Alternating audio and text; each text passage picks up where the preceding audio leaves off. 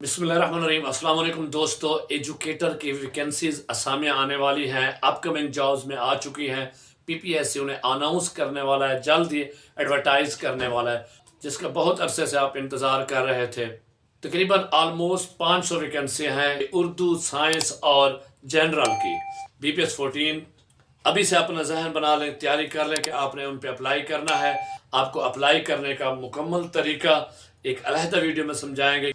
Apply कैसे करना है, चालान खुद ही बैठ के अपने मोबाइल से कैसे पे कर देना है, इसके लिए मेरा चैनल देखते रहें। एजुकेटर के लिए अगर आप बीएड हैं तो अच्छी बात है, नहीं तो बीएड की शर्त लाजमी नहीं है, लेकिन 3 साल के अंदर करना ज़रूरी होगा।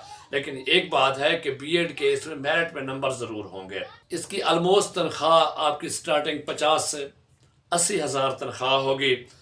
और जो सब्जेक्ट वाली आपकी जॉब्स होंगी, जो सब्जेक्ट वाली वैकेंसीज होंगी, ESC मैथ होगा, ESC इंग्लिश होगा, या ESC उर्दू या ESC अरबिक है, उनका जो सिलेबस है वो 50% जनरल नॉलेज होगा और 50% आपका सब्जेक्ट होगा। जो ESC साइंस होगा उसका 50% जनरल नॉलेज होगा और 50% जनरल साइंस होगा।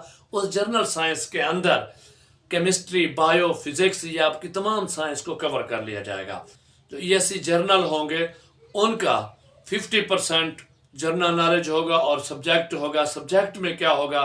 इस्लामियात, उर्दू, मुतालिया पाकिस्तान, तारीख, जर्नल, इंग्लिश, कंप्यूटर, ये सारी चीज़ें मिक्सअप होंगी। तो आपने तैयारी कहाँ से करनी है? किसी एकेडमी को ज्वाइन करने की ज़रूरत नहीं है, कोई पैसे लगाने की ज़रूरत नहीं है। उस्ताद बनने के लिए तैयारी करनी है, उस्ताद सेलेक्ट होना है, टीचर बनना है तो तजर्बाकार टीचर से ही सीखना है।